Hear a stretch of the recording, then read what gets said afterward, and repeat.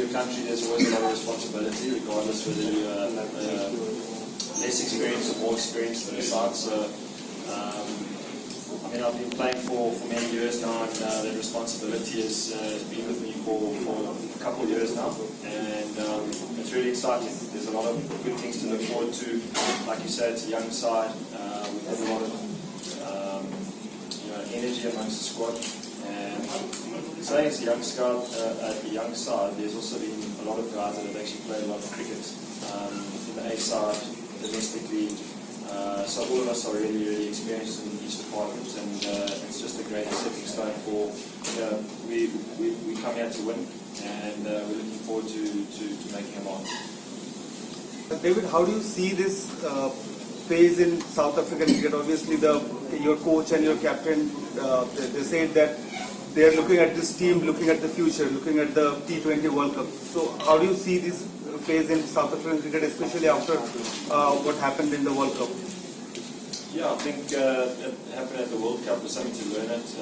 We did a few things wrong, and it never came our way. So, there's like you said, there's a new phase in South African cricket at the moment, and like I mentioned before, it's exciting times. There's a lot of things to look forward to.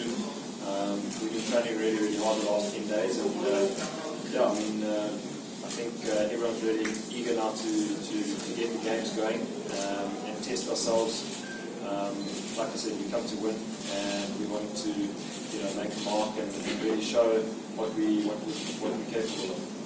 It's, like I said, it's exciting times, new skipper, new players, and a lot of young fresh faces. So it's been really good so far, and hopefully we'll see as it progresses how we go along. And it's really nice to be alongside him, and just supporting him in whatever role he wants me to be in. And it's been great so far. So hopefully it continues. First question. How do you make those tiny adjustments, and what do you tell them? What should approach them? Look, I'm only here for the T20, so that's as far as my department goes. But from having played here before, the biggest challenge really in playing in India is dealing with the conditions, and that's just not necessarily the wicket. That's the weather. That's amazingly full stadiums, wonderful full press conferences. There's a lot of things you have to deal with, and you always say, oh, well, you deal with the conditions, but Indian conditions are very different. Not just the wicket. There's a whole lot of other. It's a wonderful challenge. Not everybody's had the privilege of, whether they've been here with SAA, playing under a full noisy stadium, which we all wake up in the morning to try and do. There's a lot of things off the ball that you need to deal with as well. So I think once you can get your head and your mind around that, it makes playing a little bit easier. I have a question. Always got a question.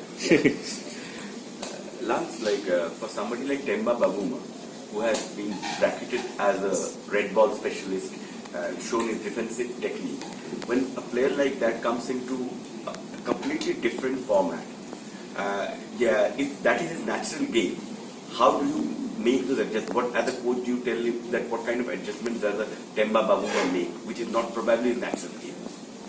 Yeah, you say that, he was man of the match in the Mzasafan, Temba Bavuma. So it's easy to pigeonhole him and say, okay, well, he plays Test cricket, but Temba's a wonderful all-round cricketer. I think, yes, he has to maybe learn a couple of options, which we're probably trying to get our teeth into. And that really is it, I think maybe he's not the biggest guy that can't muscle the ball over the fence, but there's different ways of doing it. So that's just about us giving him that option. I'm uncomfortable just saying he's a red ball cricketer. He's a serious. I think he's played 2 ODIs with 100 and a 50. So he's a good cricketer that just needs that opportunity, and he'll certainly get this opportunity in this on this tour. And I think he's ready to make that transition into being somebody in the engine room there that can be good at rotating strike and have good plans, and others, hitters like Dave and Dwayne and Andy, some of the biggest hitters on the planet that can bat around somebody like that. How do you see this young Indian bowling lineup? I mean, obviously they're talented, but they're a bit short on experience as of now. So how do you see them?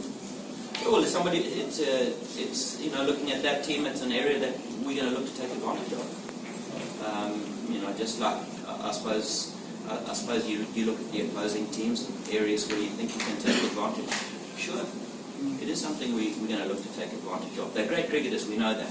We're not taking anything away from that, but our focus is going to be on ourselves and little areas where we think we can take advantage, and maybe that's one of them.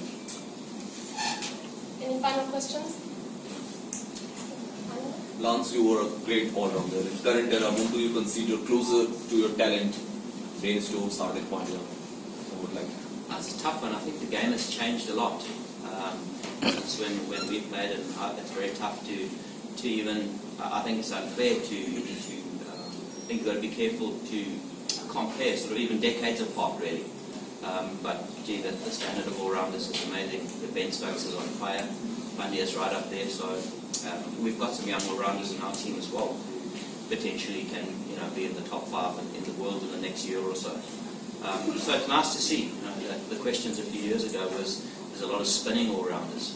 There's a couple of seam bowling all-rounders out there, which is great to see as well. Thank you very much, everybody.